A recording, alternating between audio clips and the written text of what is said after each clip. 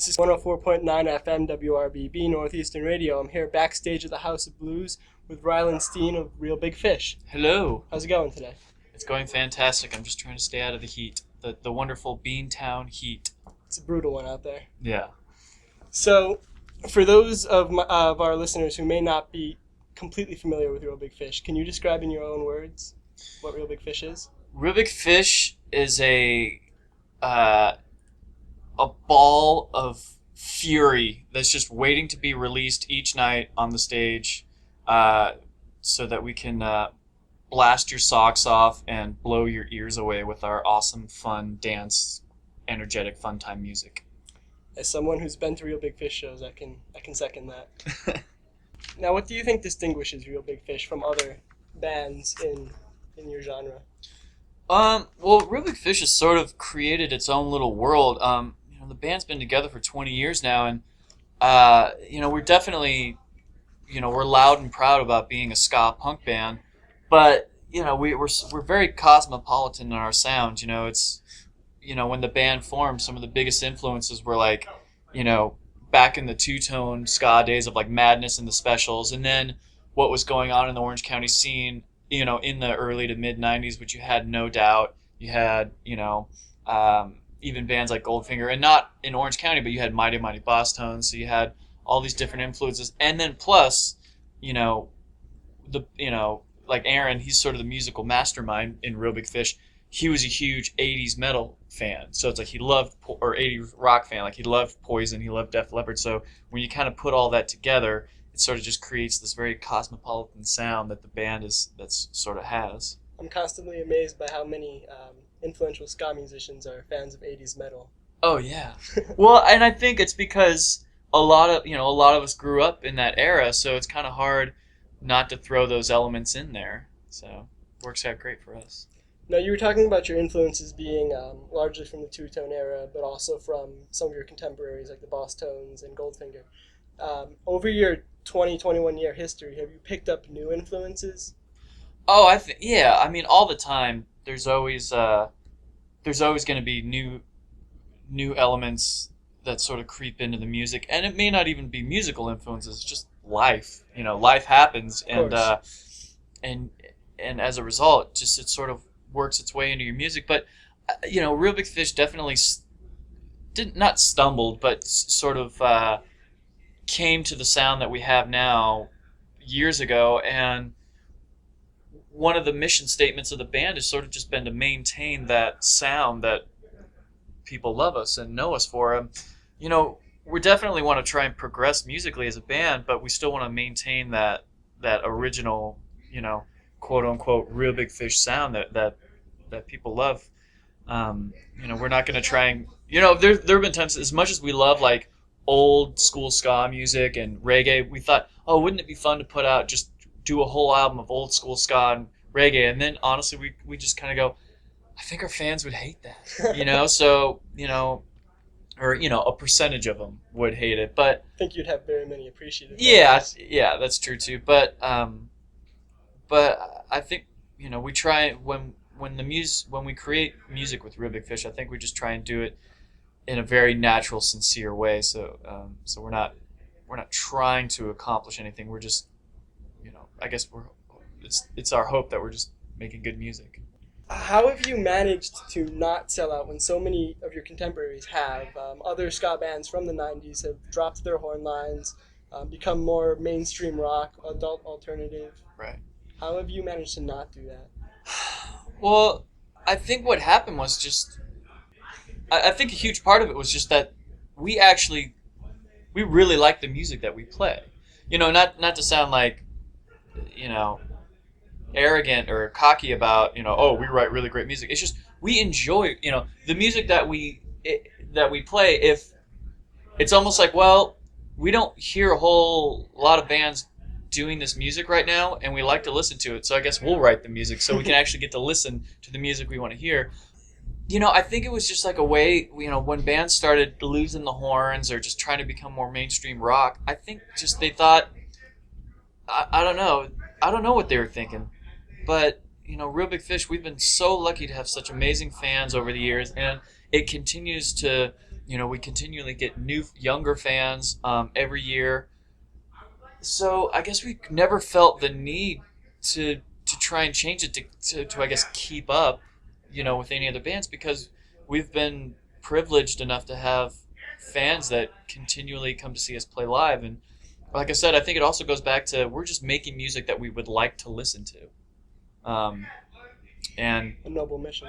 yeah, and and I think that's really all you can try and do with any band. It's just you want to make music that you'd like to listen to, and hopefully somewhere along the way you'll have enough people that share that same they share the same taste in music as you do, and you can all share you can all share in the musical experience together by Right. creating an album or playing a live show, and they come out, and it's just this very symbiotic circle that you create with the audience and the band.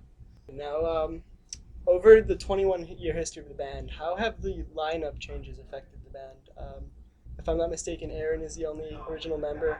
A bunch of you have been in the band for years. Yeah, exactly. But, technically, Aaron is the only. You have shuffled through other members. How has that affected you guys? I mean, I think the current line. I mean, the band has had some amazing people, musicians in the band over the years. I think, as of right now, I think we have a great lineup. It's everyone. Not that we didn't get along before, but it's like everyone's getting along so great, and being on the road is it's the least amount of stress I've ever experienced on the road with this current lineup. As far as musically goes, anytime you bring a new player into a band, even if it's not an additional instrument, even if they're just taking the place of somebody else, everyone's going to have their own life experiences or musical experiences, and even though you're playing the songs, they're the same songs, inevitably there's going to be a certain slight change in the way the music feels just because it's a different person. I mean, I think the band has definitely put in a good amount of effort to try and maintain the integrity of the songs that have been created over the years, even if we didn't play in the original recordings, or even if we weren't there during the inception of the song. The good news is that the songs, they're still the same songs that everyone knows and loves. But it just inevitably, especially when it comes time to making a new album or creating new music, you're just gonna always end up putting your stamp, whatever instrument it is that you can play in the band. You're always gonna end up putting kind of your stamp on the music, just because it's you, and Of course. so I guess that's how it works. So, speaking of the band's music, you have a new album dropping next month, I think? Yeah, end of next month. What can you tell us about that new album? It's called Candy Coated Fury, which pretty much, it's amazing. As opposed to maybe somebody asking us, how would you categorize your music?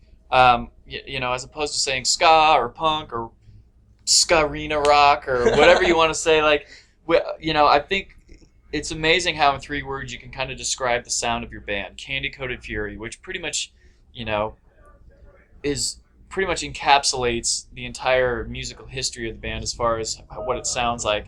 We have this great, totally upbeat, fun music to dance to, accompanied with very sarcastic, sometimes hateful lyric. But when you kind of put it all together, it's sort of it kind of works in that way. If we had, if the lyrics that Aaron wrote with this band went along to just straight up rock tunes and minor keys or whatever, it would just kind of sound like a bad bum out band. But or if you had fun time happy lyrics to the music, it would almost just kind of seem cheesy. So because you kind of have when you put the music and the lyrics together, it all kind of fits together just perfectly. Which creates this Candy Coated Fury sound. It's incredible. Yeah, but so that's the name. Very long answer to what the name of the album is. That's the name of the album. And it's it's the first album of originals that we will be putting out since summer of 2007. So we're really excited about it. The music definitely, I feel musically, I think it definitely harkens back to more of a reckless abandon that the band had, when they were making Turn the Radio Off, where just you kind of felt like the train was just going to be derailed at any moment. Listening, when you listen to the album, so we've sort of just been getting back to that sort of vibe. But it's very exciting for us to be putting out a new album, and hopefully, we're definitely prepared for, you're going to have a certain percentage of people who are going to say they love the new album, and then you're always going to have a certain percentage of people that say, "Oh, this album sucks. The old stuff is way better." But the good news is what happens is we'll put this album out. So for all the people who hate the album now, in a couple years when this album is old, people will be saying, "Oh, their old stuff is way better when we put a new album out." So they'll be referring to this, this album. Now, the official Real Big Fish Facebook had an update not too long ago that there was an '80s cover on this CD. Is that true? That is true. There is an '80s cover. I feel like this band, it's like, I feel like we're not allowed to put out a new record unless there's an '80s cover on it. But I'll keep it a secret, for now. Can you drop any hints, maybe? Or would that be giving it away? I promise you'll love it. There's your hint. And once people actually hear this and they go, and when they get the record, they'll go, "Oh yeah, here's the hint." Yeah. So the Summer of Ska tour, partially to promote this new record. Sure. But it also seems like it's an effort to bring back ska, or relive the old days. Yeah, we're definitely. Well, I mean, we're always touring in the summertime anyway, but like doing a tour again with like Goldfinger and touring with Big D and the Kids Table, who even they're getting to that point where they've been together for years now, and which is great. Real Big Fish is definitely one of those bands where we really do our best to try and support the ska scene as much as we can.